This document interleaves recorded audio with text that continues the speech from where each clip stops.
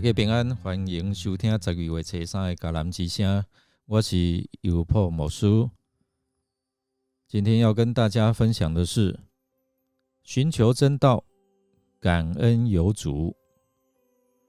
约翰福音第5章有47节。我们先来读今天 RPG 的金句。耶稣对他说：“起来，拿起你的褥子走吧。”那人立刻好了，拿起他的褥子走了。那天刚好是安息日。约翰福音5章8到9节。感恩节是许多人表达感谢的时候，或许会用话语、传赖贴图和信件来表达，但不可少的还有行动。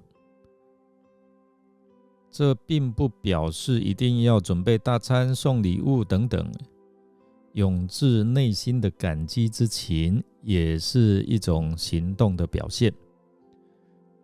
当我们真诚地散发这样的感受，身边的人一定察觉得到。今天我们所看这段经文叙述了一个生病38年的病人，在毕士大池的旁边等候医治。38年来，他一直等待，一直落空。因为按照犹太人的传说，当毕士大池水动的时候，第一个抢先下去的病人，他的病能够立刻得到医治。但是这个病人不知已经等多久，多少次的机会，还没有得到痊愈。但是我们看到，当耶稣亲近他的时候，当耶稣向他讲了一句话，他立刻得着医治。按毕士大原文的意思是怜悯之家，按实际的情况来说，耶稣成了怜悯的主。因这个人在怜悯之家许久不得医治，而当他遇见耶稣，立刻得着医治。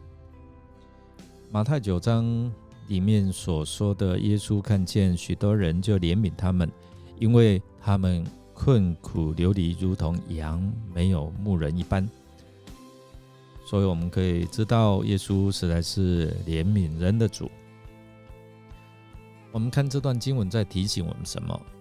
面对生命当中的困境还有渴望。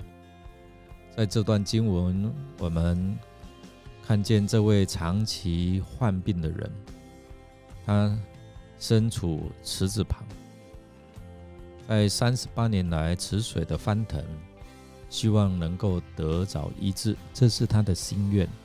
这个人的情况让我们想到生活当中有好多一些的困难，一些的渴望，还有失望。有时候我们会感受到深陷困境，无法自助，可能他的腿没有办法走，所以别人抢先一步。这时候我们需要寻求真道，寻求神的恩典和帮助。可能我们就像这位患病38年的人，一直没有办法得着医治。这是一个信仰的过程，是一个等待。当耶稣问病患：“你要得到医治吗？”弟兄姐妹，我们来看他怎么样回答。他说了一些的理由：“先生，水动的时候没有人帮我，把我放进池子里面。当我正想下去的时候，已经有人抢先下去了。”这是他的说辞，他的理由。耶稣告诉他：“你要得到医治吗？”他不是坚定的回答：“我要得医治。”如果耶稣问你，弟兄姐妹，你会怎样回答？你可能也像这位患病的人讲了好多的之前的故事理由吗？还是你会说：“是的，我想得医治。”第二个，我们要来看耶稣的怜悯，还有他的全能。在这段经文，我们看到耶稣他怜悯的心，还有他全能的医治。耶稣主动问他的需要，并且主动的医治他。我们看到耶稣彰显他的怜悯，还有上帝的大能。我们应该感恩有主，当主与你同在的时候，赶快抓住这个机会，因为他关心我们的需要，他有力量改变我们的生命。当别人向你传耶稣的时候，你要赶快抓住啊！耶稣，我要你与我同在，我要你的医治。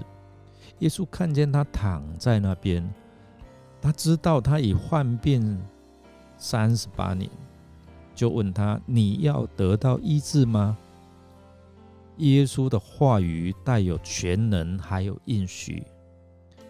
这也提醒我们要常常读上帝的话，他的话语充满了能力，充满了盼望，充满了应许。特别当我们面对生活的挑战跟困境的时候，信靠和盼望他的话是我们的支持和力量的来源。第三，我们要来看面对医治后，耶稣面对挑战，面对反对，可能甚至面对毁谤。在这个故事当中，宗教领袖不因耶稣医治这个病人而赞美他，反而挑出毛病。在安息日你怎么可以医治人？违反安息日的规矩。若不是有耶稣守节期，仍是空。这位38年患病的人，正像以色列人漂流在旷野一样。以色列人每年都上来过节守节，但却流于形式。